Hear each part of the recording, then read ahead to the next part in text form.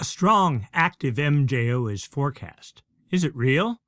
I am Mark Sponsler, and welcome to the Stormsurf Video Surf Forecast for the week starting Sunday, March 1st.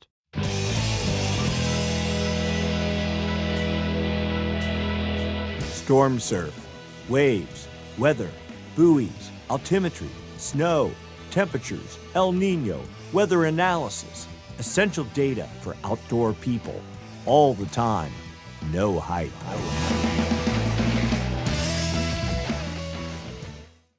If you enjoyed the video, give us a thumbs up. If you haven't subscribed, please subscribe. Click the Stormsurf icon down in the lower right-hand corner of your screen. If you have a comment or question, write it up down below. We'd be happy to respond.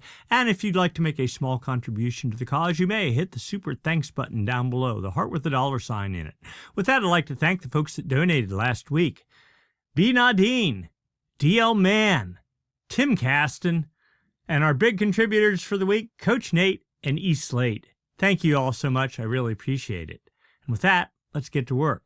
We'll start by looking at significant wave heights around the planet, starting North Pacific. A little bit of a gale here off the Kuril Islands, not really doing anything, generating 26-foot seas, but all aimed back at the Kurils, so nothing there. No other fetch of interest is indicated, kind of rare for this time of year. Southern Hemi, there is some sort of tropical system generating about 25-foot seas, but they're falling south. There's something off of Patagonia here with seas, probably in the, it looks like about the 31.9 foot range right there. These are the highest seas over this entire domain. Winds 51 knots in that same area. Up in the North Atlantic, a gale with 22-foot seas targeting Portugal, France area, but nothing particularly out of the norm. South Atlantic, pretty quiet for the moment, though. A swell is pushing into South Africa. And then finally, over in the Indian Ocean, a gale with 20-foot seas, but all in all, pretty quiet across the planet. Well, let's start by looking at current conditions. We're going to look at the buoys starting up north at the Oregon-Washington border. Grays Harbor buoy, buoy number 036. We're looking at all the energy that's hitting that buoy all the way out from 33.3 second period. Really long period energy. There's 0.0 feet of energy there. All the way down to 5 second period, unrideable chop, and there's a little bit there. But most energy, as you can see, is in the 9.9 second range, 1.9 feet at that frequency band. But it's the energy off on both the shoulders that are used to calculate the pure swell. With that said, primary swell 3.3 feet at 9.7 seconds from 272 degrees, making surf at about 3 feet and literally nothing else going on there. Down to Northern California, the Point Reyes buoy there just north of San Francisco, buoy number 029. Same sort of profile, but a little bit more energy up here in the 11.8 second period range, running out to 16 seconds and down to 5 seconds. The algorithm says primary swell 3.1 feet at 12.1 seconds from 308 degrees, making surf at about 3.8 feet, so not even quite waist to chest high, let's say, with some wind swell in the mix, 3.1 feet at 8.5 seconds from 289 degrees, and that's about another thigh-high bit of energy in the mix. Down to Southern California, the Point Loma South buoy, 191 off of San Diego. Really not a whole lot going on. A little bobble of energy here in the 13 to 14 second period range and some background wind swell in the mix.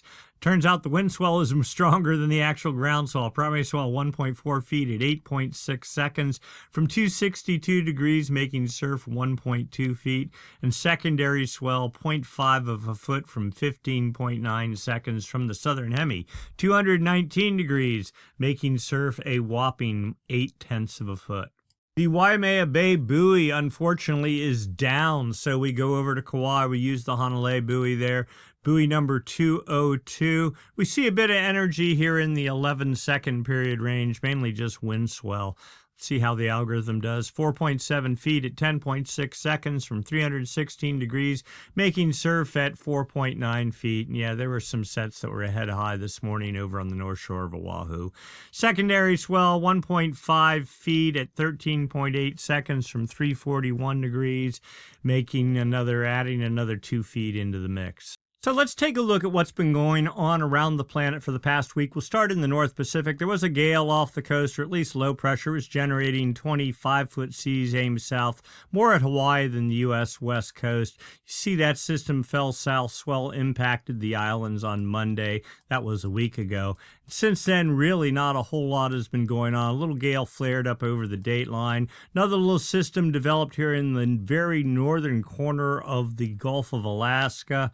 This was on like Wednesday night with 25-foot seas. Swell from that system actually did reach northern California from a very north direction on Saturday. You see it there. Nothing huge, but it was rideable, shoulder, head high kind of thing. And now we're into Sunday current time, and you see it's just like a lake in the eastern Pacific, something trying to organize in the western Pacific, but not a whole lot expected. Down to the South Pacific, still a little bit early for any real activity to happen, though there was this little gale that developed on Monday night, the 23rd of February, producing 31-foot seas, aimed mainly off to the east, but sideband swell from it is radiating north. I think it's already hitting Southern California, but we're talking very small size. Whatever this did mainly was targeting Peru and Chile. After that, notice there's a tropical system here on Sunday. Go to the current frame, falling south. That might be of interest about 3 days from now. Over to the North Atlantic, this has been where all the action has been pretty much this entire season. Another gale pushed off the U.S. northeast coast on Monday, generating seas 37 feet, pushing off to the east and fading. Another system behind that, but it faded before it got really organized doing anything. But you still see generalized 18 to 20-foot seas pushing into Europe as we get into Friday, or got into Friday. Another system on Sunday today, starting to organize off the European coast. Seas, again, only in the 18 to 19-foot range. We'll have to see how this thing, building there to 22 feet as of 10 a.m. Pacific time on Sunday. So we'll have to see how this one develops. Down to the South Atlantic, we'll put this in motion, see if anything. There we go. A little gale developed south of South Africa on Tuesday, Wednesday with like 21-foot seas. A better system behind that on Thursday with like 25-foot seas. Then did a double fake, then started lifting off to the northeast again with 25 to 20-foot, 6-foot seas. That is the swell that is currently impacting South Africa here on Sunday. A direct hit. I'm not sure how the wind situation is there, but certainly enough swell size. And then finally, the Indian Ocean. A week ago, there was some sort of gale activity south of Australia, but it didn't do a whole lot. Tropical system falling south. Didn't do much, but then another system, some of the energy from the tropical system probably got infused in this developing cold core low on Thursday into Friday with 31-foot seas targeting Western Australia. It started falling south, but you see a swell front graze southwestern Australia on Saturday into Sunday. Current time, there we are, and some sort of degree of swell still coming, but not as powerful as what was. All right, let's take a look forward. We're going to do a deep dive here into the North Pacific. We're going to start by looking at Jetstream level winds. These winds up about 30,000 feet help support the formation of gales, and when they form, help direct their track. We're looking for a trough, a dip in the jet to the south. We see that clearly here. That helps support a counterclockwise flow aloft and down at the ocean surface. That's the hallmark of low pressure, and of course, low pressure, when it's strong enough, generates winds. Those winds impart energy to the ocean, getting traction on the ocean, generating seas. Those seas radiate away from the fetch area. As they radiate away, the lesser period elements decay away, exposing pure swell, and swell when hits your beach like Hawaii, which I think is right about there, and the California coast, that generates surf. But all in all, the jet stream is extremely weak. Look at this. It's pushing off Japan, not in a consolidated flow, but almost split. Doesn't even get to the date line. It splits again. On the date line, it's split. East of the date line, 1, 2, 3, 4 branches. None of this is good. All this is signs of the inactive phase of the MJO. We'll get into that, but the short of it is the inactive phase of the MJO steals energy from the jet stream, and when the jet stream's weak, it starts fragmenting, doing all this stuff. Yes, there's a little pocket of 140 knot winds, but that's not enough to really get any good gale going. Let's put this into motion, see what happens. That trough kind of fades out, does weird stuff on Monday. Tuesday, it tries to reorganize, but it's the winds on the north and west quadrants of the trough that really dictate how well a low would wrap up there. And you see winds exceedingly weak at, what is that, 70 or 80 knots. We're more interested in like 160 knot winds, so not so good. You see a little bit of a trough pushing into British Columbia on Wednesday and more energy behind that. Now notice the jet starts getting more infused with energy, winds up to 170 knots, reaching to the dateline, a new trough building on the dateline, trying to dig out even better as we get into Friday and Saturday. Now notice the massive split here in the east. This has kind of been the pattern this entire winter season. Stronger jet in the west, very weak in the east. Yes, occasionally it does support backdoor troughs coming down the U.S. west coast, but when it doesn't, the U.S. is just locked down by high pressure. We're into Saturday the 7th. You see the same sort of pattern. Winds to 190, almost 200 knots here in the jet, offering some hope, but no real. The trough kind of pinched there, not super well organized. Then trying to get better as we get into Sunday. And there we go. Into Monday, that looks like a legitimate trough, but we still have the big split pattern. All even weather energy focused on British Columbia. But the jet stream is just the foundation. It takes actual winds blowing on the ocean surface to generate seas, which result in swell. Right now, we have a weak low pressure system here over just east of the dateline, generating 20 to 25 knot winds. That's like good for wind swell, 11-second period wind swell maybe into Hawaii, and that's about it. Let's put this into motion. You see just a dead air pattern off the U.S. west coast. Put this into motion. Here we go. Some sort of a low pressure system tries to develop in the trough here over the dateline into Tuesday and Wednesday. Winds, again, barely 30 knots, just not enough to do anything. Then finally, late Wednesday, a legitimate gale forms off Japan with 45 knot northwest winds a long way from Hawaii, and it kind of fragments. Notice another gale racing off to the northeast here over the just south of the eastern Aleutians, and it pushes off to the northeast, doing probably nothing to support swell production. High pressure, 1036 millibars. Last week we talked about the lack of winds off the California coast. Well, I think we're going to get a little bit of the opposite of that here for a few days. Anyway, low pressure tries to make it to the dateline, starts organizing in the developing trough here as we get into Sunday, a week out, and there you go. See it trying to wrap up. By the way, there will be no video next Sunday. I have some stuff going on, so we're going to skip it a week. So just keep that in mind. I'll try to put a reminder out on the YouTube site as well. Anyway, low pressure trying to get organized. The jet more organized. It seems like better things are to come.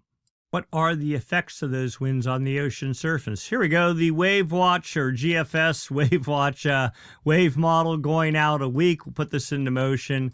Driven by winds from the GFS model, you see, I mean, we're looking for 20-foot seas. There's 29-foot seas off of Japan, tracking southeast, targeting Hawaii, a pretty good long distance away, fading out.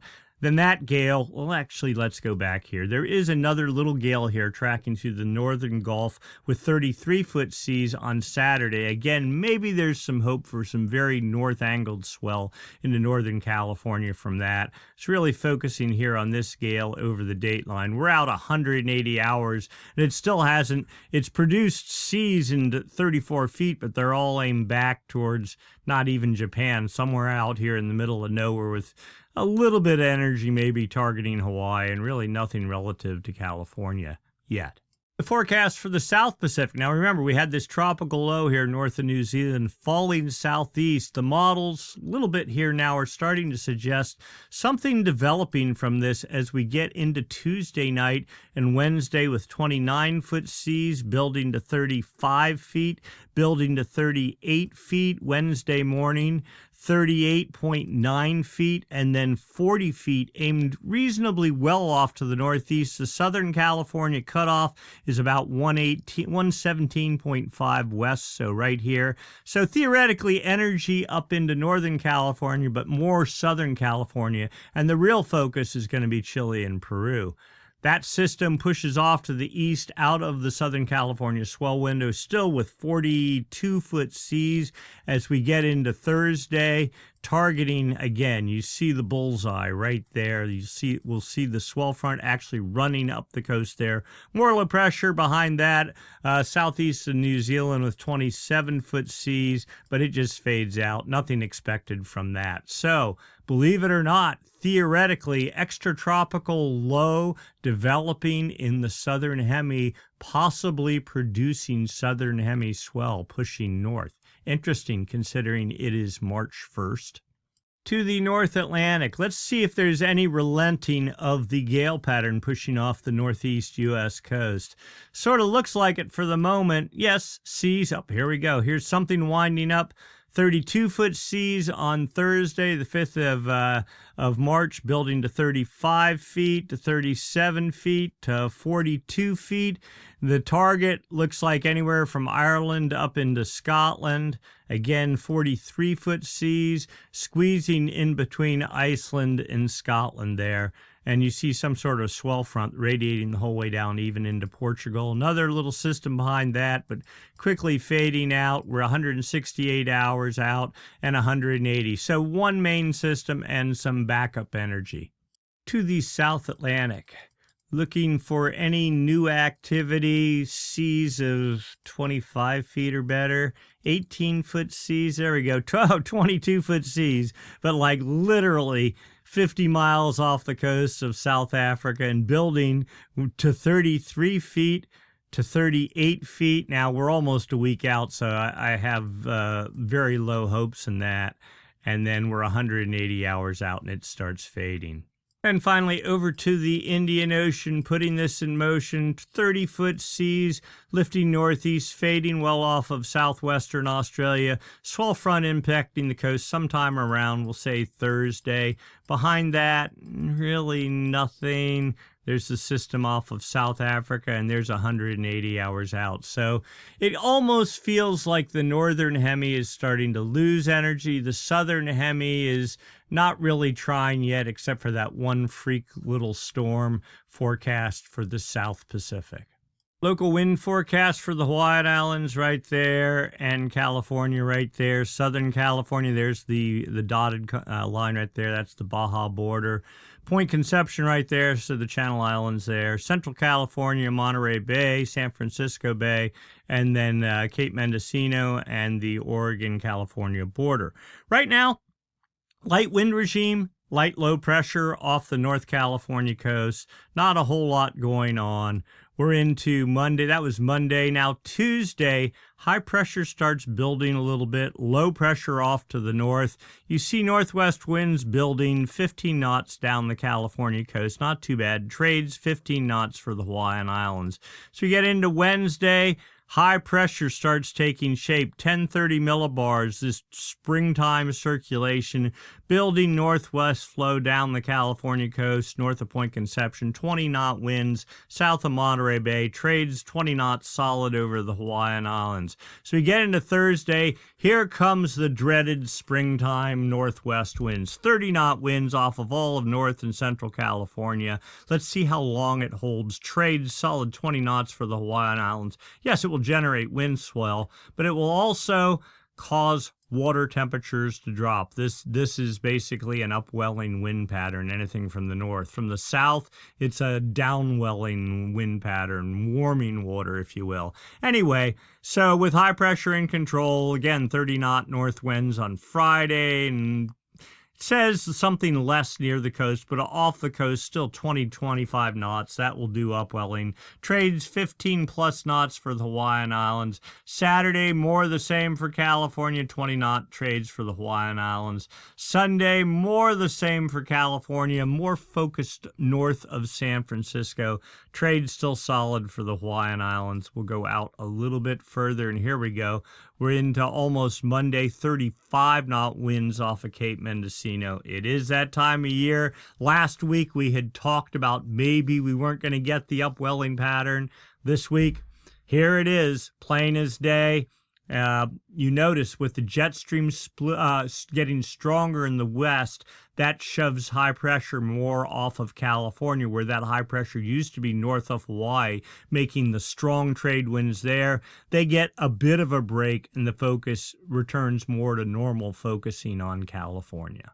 Precipitation forecast for California. Well, if high pressure is building, you know how this is going to play out. So light showers up in the Cape Mendocino evening as we speak. Fading out Monday, maybe a little, sort of a backdoor front almost, a dusting of snow maybe for the Sierra, but not much. And that's quickly gone on Monday.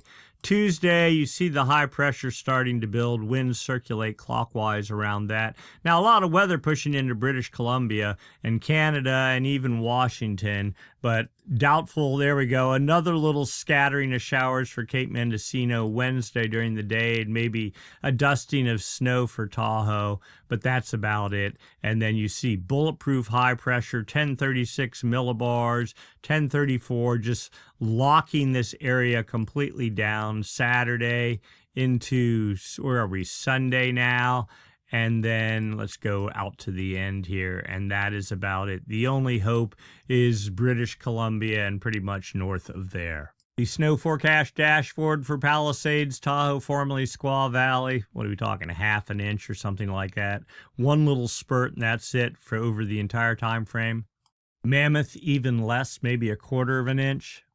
And the freeze level dashboard. So the long story last week was I've been spending literally 2.5 months trying to get all the models upgraded, and they're not really upgraded, the interfaces to them. NOAA dropped out a bunch of interfaces.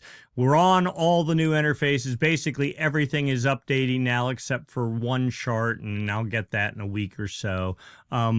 So the snow forecast dashboard is back. It was only down for, 4 days or something like that. And specifically the freeze level dashboard. Red is liquid precipitation. Gray would be sleet between 34. I think this shows 34.6 degrees. It really, you can get sleet as low as 37 degrees or as high as 37 degrees. Then the 32-degree freeze line is right here where the gray meets the white.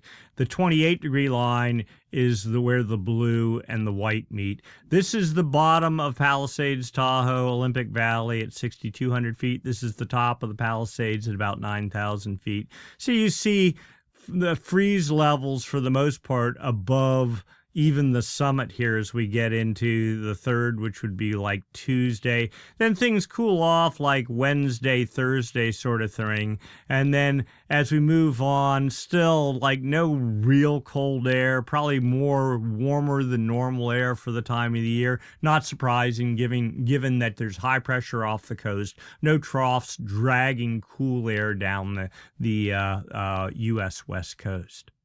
Let's go check these surf spot forecasts for a couple locations. The same few that we looked at earlier with the current conditions. Columbia River, Portland area, nothing. And then maybe surf heights into the 7 to 8 foot range on Thursday, backing down to 6 feet Friday, Saturday, and up some to 9 feet, maybe even bigger beyond that.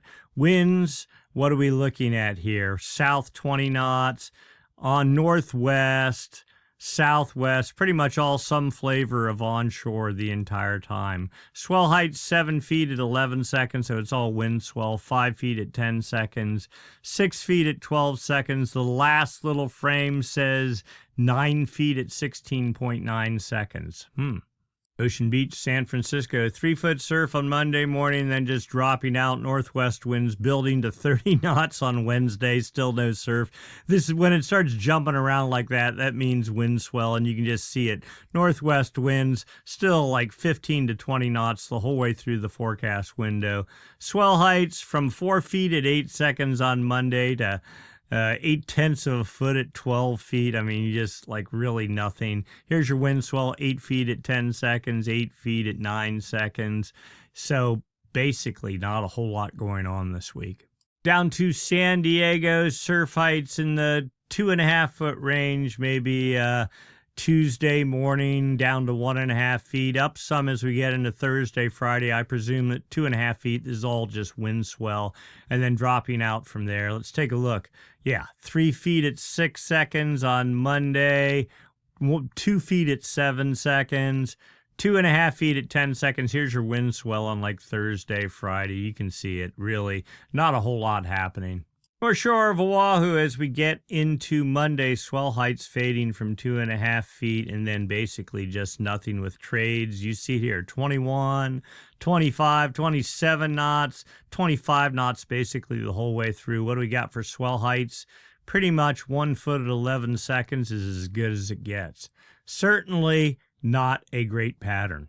On over to Central Island, surf 20 feet supposedly on Monday evening, dropping off then back into the 10 to 12 foot range on Wednesday.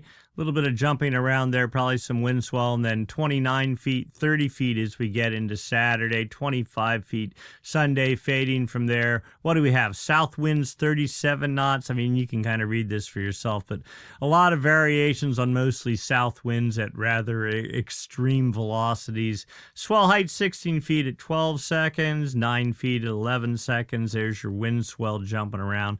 23 feet at 13 seconds, 16 feet at 15 seconds. So there is some swell in the mix there, probably way better than anywhere in the Pacific. And then central Portugal, removed from the storm track completely, but getting all the energy. Surf heights 13 feet on Tuesday, dropping off up to 16 feet on Friday, but north winds at 35 knots. And then fading from 12 feet as we get into Saturday and down from there with a lesser wind regime. Swell heights 10 feet at 13 seconds Tuesday, up to 15 at 10 seconds. It's all just wind swell. And then 9 feet at 13 seconds Saturday, and fading 7.5 feet at 13 into Sunday. Let's go take a look at the long-term outlook. Is this pattern ever going to change? We're going to examine the two major weather oscillations that affect our potential for surf and rain into California. That is the MJO, the Madden-Julian Oscillation, and ENSO, the El Nino Southern Oscillation. We're going to start with the MJO, the Madden-Julian Oscillation. There are two phases, the active phase and the inactive phase. Active phase on one side of the planet, inactive phase on the other. They rotate west to east around the planet on the equator. Active phase is like a low-pressure system. It takes warm, moist air at the ocean's surface, lifts it aloft up high into the atmosphere. That warm, moist air provides energy for the jet stream, making the jet stream stronger. It pulls it together and makes it stronger, more capable of supporting gales and building troughs, which support storm production, swell production. And then as the active phase moves south of wherever you live, it helps push the jet stream into your location, dragging it south, therefore making weather. The inactive phase does the exact opposite thing. It steals energy from the jet stream because it is a high pressure system falling dry air that steals energy from the jet stream. The jet stream gets weak in fragments and is not consolidated, just like what we're seeing over the Pacific right now, just a sort of a meandering mess with no real direction and no real energy. So one can assume, based on looking just at the wave model charts, that the inactive phase of the MJO is over the East Pacific, and the active phase is probably somewhere over the Atlantic to Indian Ocean kind of thing. Now let's take it a step further. Now I normally showed another chart here, but that site is down there undergoing maintenance, but this will suffice. The active phase of the MJO, because it's a low pressure system, interacts destructively interferes with trade winds. Trade winds are generated by high pressure over the major ocean basins, but when you have low pressure on like broad low pressure trend over the equator, that dampens trade winds or out and out reverses trade winds. Okay, that is part of the good things of the active phase of the MJO. Conversely, the inactive phase of the MJO, because it's a high pressure system, it marries up with the high pressure systems that make the trade winds, and then the trade winds get stronger than normal. So this chart just shows you wind anomalies, 850 millibar vector wind anomalies. Just 850 millibars is up about 4,700 feet in the atmosphere, but a good proxy for what's going on at the surface. The oranges and red are westerly anomalies. You can actually see the little arrows blowing from the west. The blue, easterly anomalies, and you see the arrows coming from the east. So Africa, South America, Central America, New Guinea, the equator right there, the date line right there. So this is all the Pacific here. And it's only 5 degrees north and south of the equator that really matter. So we see westerly anomalies all over the Indian Ocean. This was on the 23rd of February, trying to reach into the Pacific, and maybe a little fragment of something here over the date line. We go out another day to the 24th, same sort of thing, the 25th, and you see this conglomeration of westerly anomalies starting to ease into the equatorial West Pacific. More on the 26th, more on the 27th. This clearly looks like the active phase of the MJO here over the maritime continent, trying to ease into the West Pacific. This clearly looks like the inactive phase here in the East Pacific and maybe into the Atlantic. So one would expect to see, well, if there's generalized higher pressure here, no wonder we're supposed to get high pressure building off of California and strong winds, and the jet is split, whereas here's the source of all the energy going up into the jet right here. Jet would be consolidated, and as it gets over here, where maybe the inactive phase has a more influence, the jet would split right at the date line. You get the general idea. Consolidated, split, inactive, active, it all sort of syncs up. Let's go look at the forecast. And here's where I start getting excited a little bit. 850 millibar zonal wind anomaly forecast. This is for the whole planet though, right? Dateline runs right up the middle, 180. Far West Pacific starts at 125 east right here. Blues, easterly anomalies, roughly the inactive phase. The reds, westerly anomalies, roughly the active phase.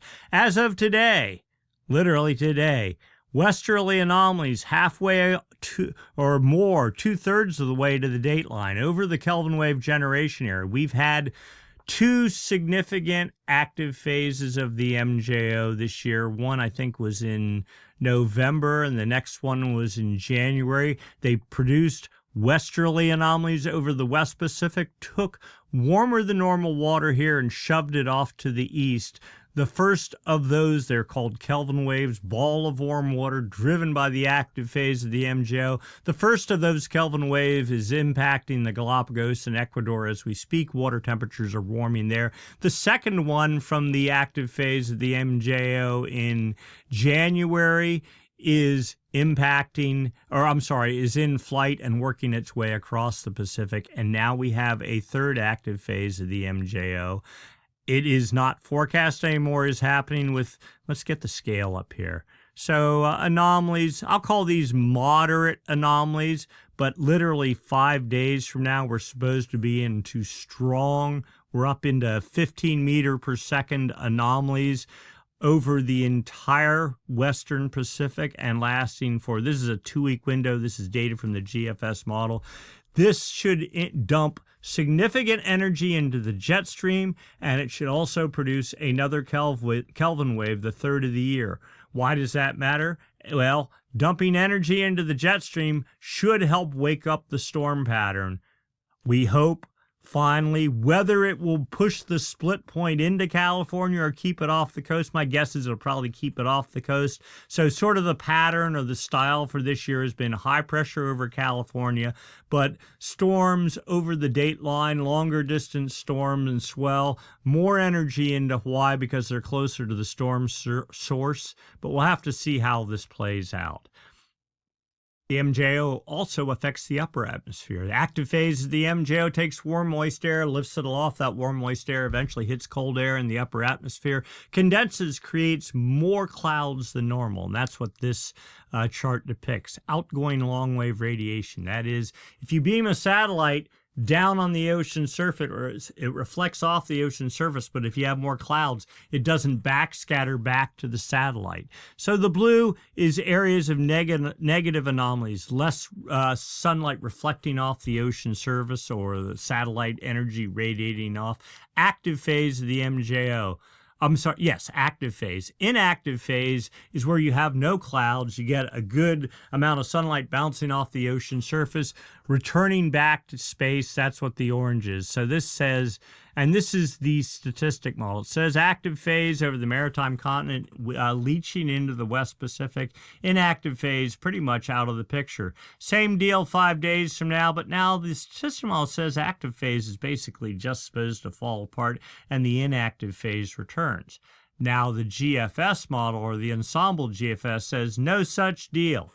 Active phase building steadily, pushing into the West Pacific and filling the entire West Pacific Kelvin wave generation area 2 weeks from now. This is the outcome we would like to see. Let's dig a little deeper. These are the detailed graphs for the same two models, statistic model, dynamic model. They show you where the active phase is and how strong it is. But how do you read this? Well, the MJO moves west-east around the planet on the equator, from the Indian Ocean to the maritime continent, to the West Pacific, to the East Pacific, under the United States on the equator, over the Atlantic, over Africa, back to the Indian Ocean. The heavy dot is where the active phase is. The further away from this circle, the circle of death, the stronger the active phase is. So extremely weak and dying while moving into the West Pacific, per the statistic model. The dynamic model has it noodling around here in the maritime continent, eventually making it to the West Pacific, but still fairly weak. Interesting. A little bit different than what we saw on the previous chart. Then we go to the CFS model going out 1 month. Down here's the forecast, past performance here. It actually shows the MJO, solid black contour. Active phase of the MJO in January. This is the second one, the dotted contour, inactive phase. Now remember, this is the whole plan on one chart. Dateline runs right up the middle, far West Pacific, starts at 125 east right there. So inactive phase in December, easterly anomalies. If you remember, we had no surf at all. Then we started getting surf in January, westerly anomalies feeding the jet stream, also producing the second Kelvin wave. Then January into February, here we are, inactive phase, no big surprise. East anomalies, no surf.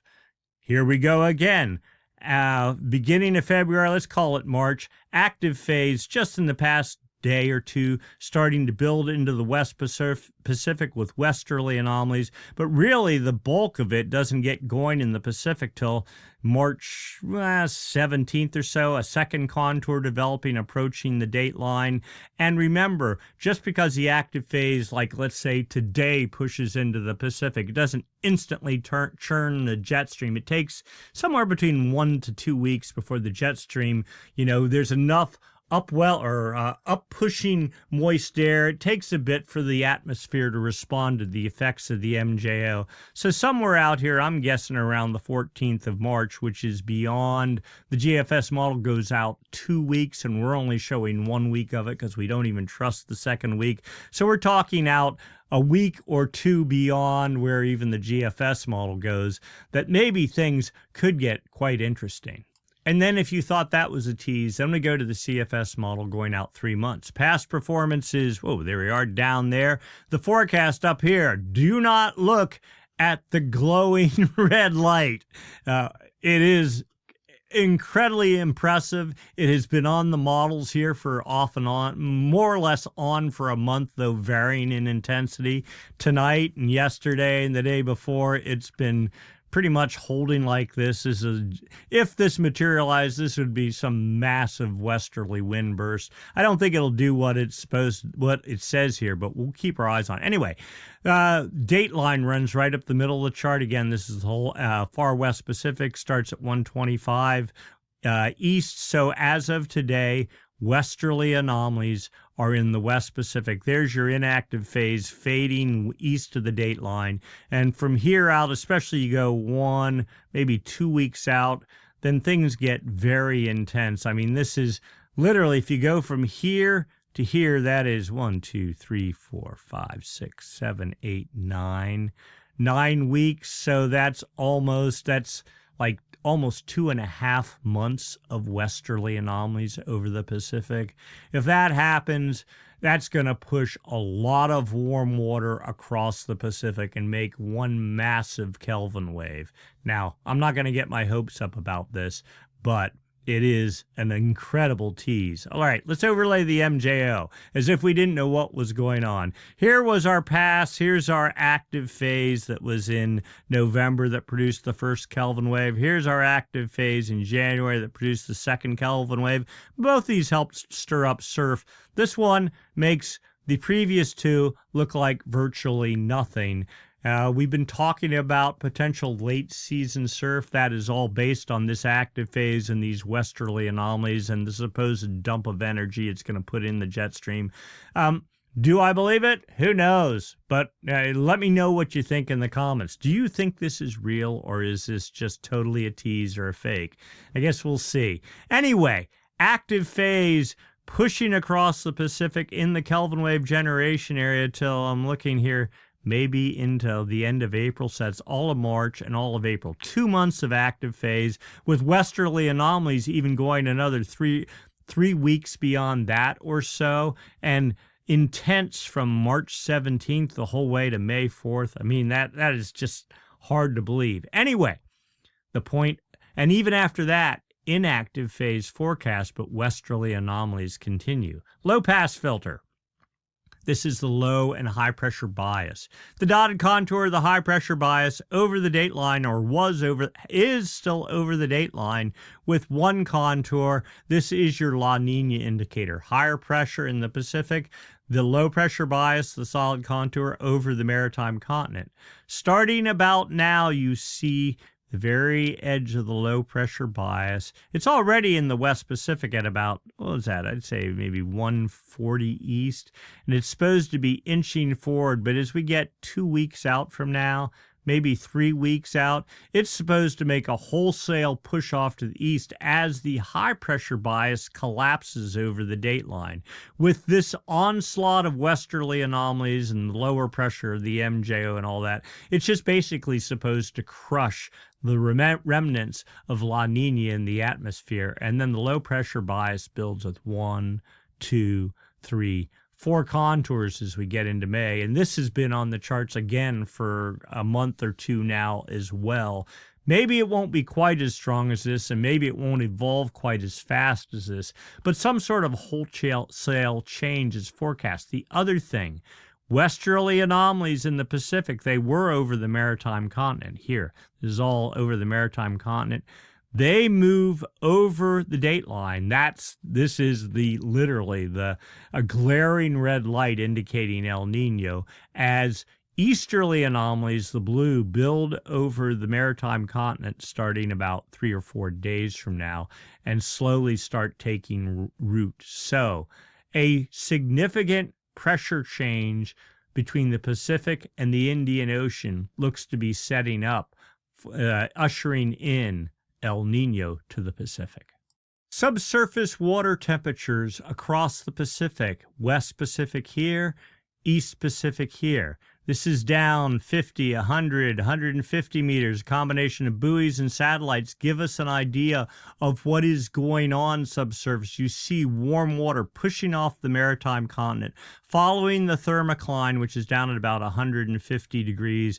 Warmer water on top, colder water below. It just follows it east across the Pacific. You see it erupting right here off the Galapagos and Ecuador. This is Right here, this is the first Kelvin wave from that active phase of the MJO in November. Second Kelvin wave back here somewhere, and it typically gains momentum and intensity as it starts lifting up. So I say the second active phase, or the second Kelvin wave, is back here somewhere, and it's lifting off to the northeast. So this will create a building pool of warm water on the ocean surface. If we get that third active phase and all those westerly anomalies, it's going to take piles of warm water from the maritime continent, dump it into the Pacific, and that warm water is going to start making its way across the Pacific as well. Satellite data and, just satellite data here. This is not temperatures. Let's get ourselves oriented. Chile, Peru, Ecuador, the Galapagos, Central America, equator, dateline, New Guinea here. This is, if you use the satellite data, strip away the waves, the wind waves, the tides, is the sphere of the ocean higher or lower than normal? Why does that matter? Warm water at depth expands. When it expands, it displaces the water above it, making a bump like positive 5 centimeters. Cold water at depth contracts. When it contracts, it'll create a divot on the ocean surface. You're not really seeing any of that. We see just positive anomalies from north of New Guinea, originating from here in the maritime continent, dumping into the Pacific, making its way across. And you also see almost warm water starting to push north, impacting Ecuador and south along the coast here. This is classically how El Nino starts. The key is the active phases of the MJO need to persist. They need to get coupled with the ocean. That is, as the ocean pushes more warm water over here, warm water builds up off of Ecuador. It creates evaporation and rising air, lower pressure. Normally, there's high pressure over this area. It would be lower pressure here, and higher pressure would build over the maritime continent. The 1-year trend here, let's go up just a little bit here. So this is West Pacific here, East Pacific here. The blues, the last of last year's Modoki La Nina, cooler than normal waters in the East Pacific a year ago. Warmer water over in the West Pacific. Last summer, where is that, June, July, we got a slackening of the trades, but not what I'd call a Kelvin wave, just warming temperatures. La Nina tried to come back in July, September. You see 1, 2, 3 pulses of upwelling cold water Kelvin waves, but then in November, active phase created the first Kelvin wave. It's making its way across the Pacific. January and December, there, in fact, you can see right there. There's the first Kelvin wave. There's the second Kelvin wave. And we have a third Kelvin wave, way stronger than any of these forecast out off the ends of the charts. This is looking good. But it takes that warm water erupting on the ocean surface, starting to support evaporation, that evaporation working its way into the upper atmosphere, and that's how El Nino gets going. If it's just in the ocean, driven by Kelvin waves in the West Pacific, but it doesn't affect anything over in the East Pacific, then it's not really El Nino. That is, the El Nino in the ocean needs to be coupled with the atmosphere, and then they start reinforcing each other. As the warm water builds off of Ecuador, it supports evaporation, pressure lowers, trade winds die here, and then that pattern starts building across the equatorial Pacific. Right now, here is sea surface temperature anomalies, cooler than normal waters, though quickly losing their density and intensity over the central equatorial Pacific. Still, I guess you'd call this La Nina an oceanic La Nina. Clearly in the atmosphere it's coupled, though. You see the high pressure situation forecast off of California and the way this winter has been. La Nina is still coupled in the atmosphere. It's going to take one heck of an El Nino to wipe that out. But we do see warming building, the first Kelvin wave erupting over this area right here, just 5 degrees north and south of the equator. We also see a building warmer pattern along Chile and Peru, suggesting trade winds there have died. We see warming water up into California, but that has nothing to do with El Nino. That is literally the fact that because we have not had northwest winds and much high pressure, in fact, the high pressure has really been centered here in north of Hawaii, and you see the scattered bits of cooling here, and water temperatures in Hawaii are a degree or two below normal, where California is still above normal for this time of year. It's like it's still fall almost. So everything is not, I'd say it's more coupled towards La Nina, but we have the beginning signs of El Nino and the eruption of the first Kelvin wave here off of Ecuador.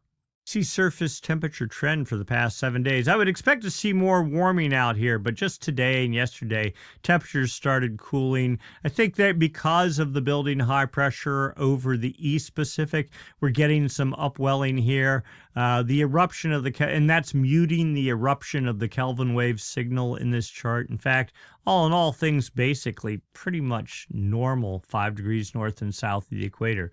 No obvious shift to El Nino in this chart for the moment. Alternative sea surface temperature anomalies. This uses, instead of some sort of static baseline, it just says, okay, we're going to take the average temperature around the whole planet and then describe or display the differences to that number. You see the cool pool here in the eastern Pacific, but you see the building warm pool out there's Ecuador right there, off of Ecuador over the Galapagos, starting to work its way off to the east.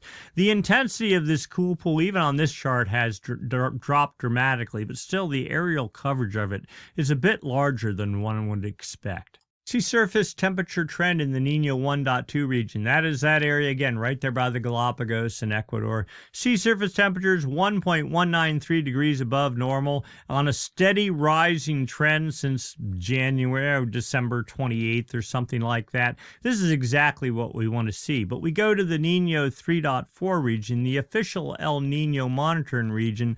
Last week we talked or remarked that temperatures were at least reaching the neutral threshold. The Nino 3.4 region, let's go back and say, this is the official El Nino monitoring region, 5 degrees north and south of the equator, from a point south of California on the equator out to about the date line. Temperatures today, 565 thousandths of a degree below normal. Neutral is considered half a degree above to half a degree below. So last week we just barely hit neutral. Now we're just barely below it. The expectation, you've seen all the charts, that this is going to continue to work its way up, and we will be firmly in neutral territory sometime in March. So what does the atmosphere think is going on? We look at this thing called the Southern Oscillation Index. It's the difference in pressure between Darwin, Australia, and Tahiti. And I used to put a lot of stock in this, but the problem is Tahiti is at like 140 west, so that's like well east of the date line. It's in the central Pacific. I mean, that's a good place. It's probably a good conservative indicator, but it doesn't tell you anything about what's going on in the West Pacific. Anyway, when pressure's lower in Tahiti, as compared to Darwin, this index goes negative. Today, it's positive 20.49. Why? Well, we saw easterly anomalies pretty much north of Tahiti and upwelling there, and trade's probably stronger than normal. So this makes sense. Again, it's not describing what's going on in the West Pacific. Where have we been? Well, I'm just scrolling down the daily index here. Yeah, a month ago we were at 20. We went a bit negative. The MJO significantly impacts it, but it's only when the MJO makes it, at least over halfway across the Pacific that this guy starts registering it. 30-day average takes the noise out of it, plus 11.8. That's like inactive phase of the MJO. Where were we a month ago? 8.13. Not really, if anything, going up a little bit. The 90-day average, this is your El Nino La Nina indicator. 6.11, where were we a month ago? 6.62. So no change. Generally higher pressure over the Pacific, and at least relative to Tahiti, showing no signs of going anywhere. Let's go look at a graph. Here's that same data graphed out. Neutral's considered +7 to -7. There's 0 right there. This is the 30-day average. Downward spikes are the active phase of the MJO. Again, active phase is low pressure working its way across the Pacific. It's got to make it to Tahiti, though, before this chart sees it. All right, so we did see that back in December with the active phase of the MJO there. There's another one in February. It never even made it to Tahiti, and here's where we are today with, you know, slightly above average pressure, no real trend in play yet. We'll see how this all plays out. The active phase of the MJO, these successive active phases need to poke a hole in a high pressure over the Central Pacific. The sea surface temperature anomaly forecast from the CFS version 2 model for the official El Nino monitoring region, the Nino 3.4 region. Well, you see where this chart's going. Okay, let's just get to neutral first. All right, so this is the middle of January, middle of February would be about there. Middle of March would be about there. Sometime middle to late March, we're supposed to officially cross into completely neutral territory. And then from there, theoretically, we're off to the races, pushing to 1.8 to 1.85 degrees above normal in October and heading up from there. We'll see. That seems a bit hype. Now, this is the raw data. The more PDF corrected version says just to 1.25 degrees. We looked at the consensus model last week. You can go back and look at last week's video if you want to see it. It's right towards the end, and see what all the models say there. All, you know, these are all the models around the planet. I think there's like 30 or 35 of them. They all are much more subdued than CFS model, but the CFS model seems to always have the upper hand and senses what's going on way before all the other models do. So, you know, maybe this is as good as an estimate as any. So for now, a relatively calm pattern over the Pacific, though in the far west Pacific, there is signs that the active phase is building. Westerly anomalies are building, feeding energy into the jet stream. A week from now, the jet stream is supposed to be consolidated, making it at least to the date line, with a figure pushing up into, let's say, Canada, somewhere like that. Theoretically, as this active phase builds, if it does as forecast, more energy will successively get dumped into the jet stream. The jet stream will get stronger. The split point will start pushing east, closer and closer to California. High pressure will probably provide a bubble of protection for some amount of time.